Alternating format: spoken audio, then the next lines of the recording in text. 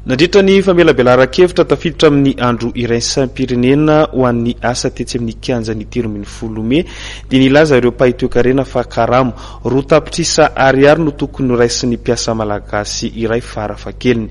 Vola Ravoafy sy Tsirakoto Arsan hatrany. Karama roa tapitrisa ariary no tokony raisin'ny mpiasa malagasy iray farafahakeliny ahafahany miaina araka ny tokony ho izy araka ny nambaran'ireo mpahay toe-karena nandritra ny famelabelaran-kevitra tafiditra tamin'ity andro iraisam-pirenena ho any asa ity.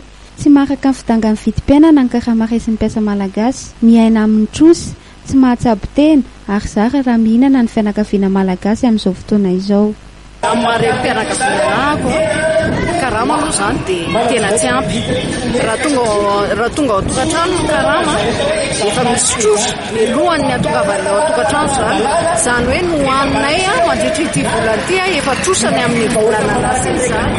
Rehefa tonga ny karama ao tokantrano dia miregler ny trosan'ny olona rehetrarehetra akoatrin'ny ekolazin'ny mpianatra, akoatrin'ny jiro, akoatrin'ny rano, akoatrin'ny filana rehetrarehetra.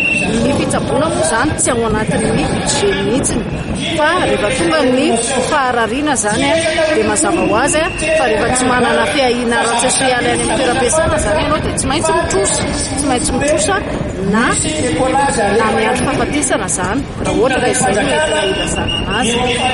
Ohatra zany zao hoe mandray karama zany zao za tonga zao faravolana raha atao hoe ny karamako raha ny classification ohatra hoe OS2 ny karama any amin'ny 7 alina sy 1 hetsy any zay miampy 1 heure supplémentaire mety mandoko mandray 2 hetsy zany dia tonga ny faravolana varinay raha 5 mianaka izay ao anatin'ny tokantrano mety malany 30 kilao farafahakeliny.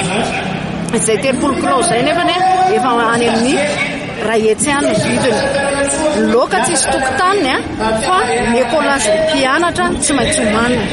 Akoatr'izay ny akanjo ny savony sasana menaka andrahoana an'ilay mety hoanana araka ny tena namana teo mety anana misy menaka ny loka izay zany dia efa lany ohatra ny 2 hetsy dia manomboka eo amin'izay ilay mitrosa izany hoe tsy maharitra herinandro raha aingana indrindra ny karama raisy ny mpiasa iray tsy maharitra herinandro raha tonga dia hoe dia tonga dia lany. Tsy ampy ny fisondrotan'ny karama ho 900 izay nambaran'ny filoham-pirenena ho itiren'ny mpianakaviana ity izay miasa amin'ny sehatra tsy miankina.